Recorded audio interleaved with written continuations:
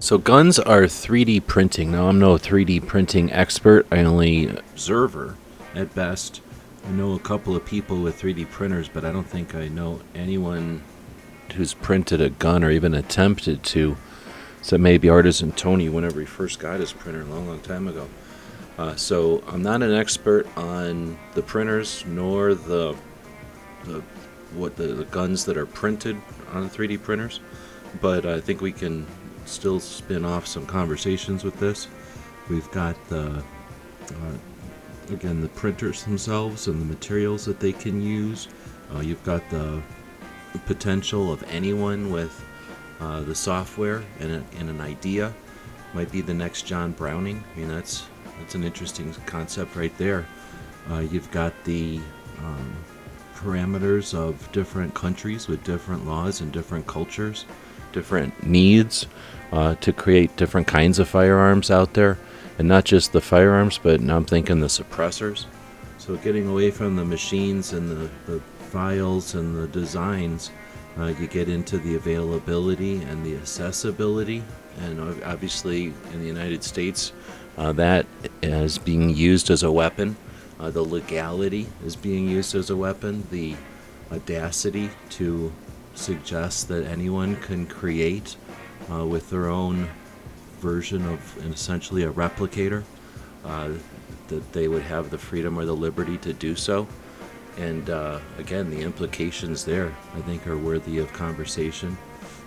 Then you get into, again, the other countries. And if you have, let's say, a community that's being pressured or forced by a force, whether that be a criminal element or a government element or just a neighbor who's obnoxious, or maybe it's the elements, maybe it's critters, maybe it's infestations with rats or something, and the ability to create an inexpensive, reproducible firearm that would allow you to, let's say, get rid of rats or a predator or human predators.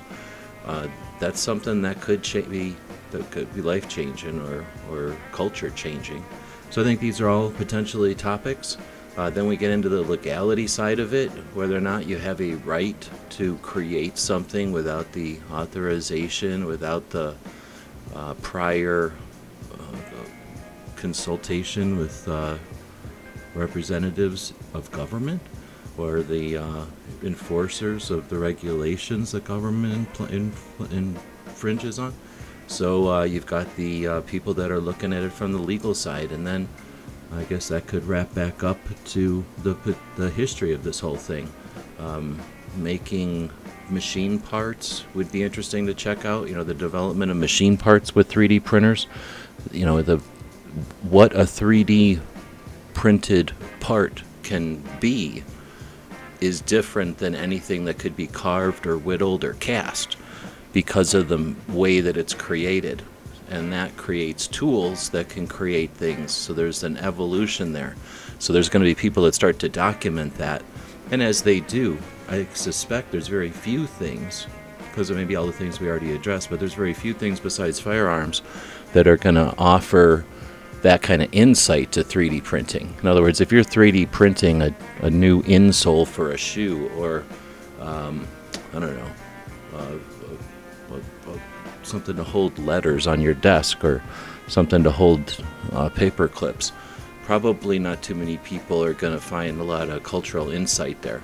But again, when we talk about the things that might be of interest, I mentioned earlier in this video, those might have a bigger scope or a bigger focus. So I suspect, again, when people go to archive the history of 3D printers and their influence on our culture and our technology and our laws going forward, I think firearms are going to be a big part of that discussion and that focus.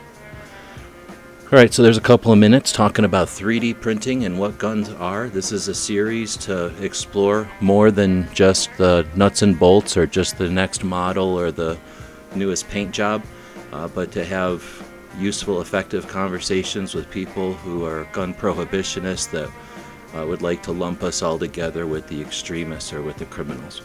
Let us know in the comments wherever you happen to see this video, whether it be on guntube.org or over at gunstreamer.com. Keep the conversation going. Use the platforms that are out there as tools. Thanks for watching. The guys and gals of GunWebsites.com encourage you to take a CCW class every year, practice at least once a month, and carry every day. Thanks for watching GunWebsites.com.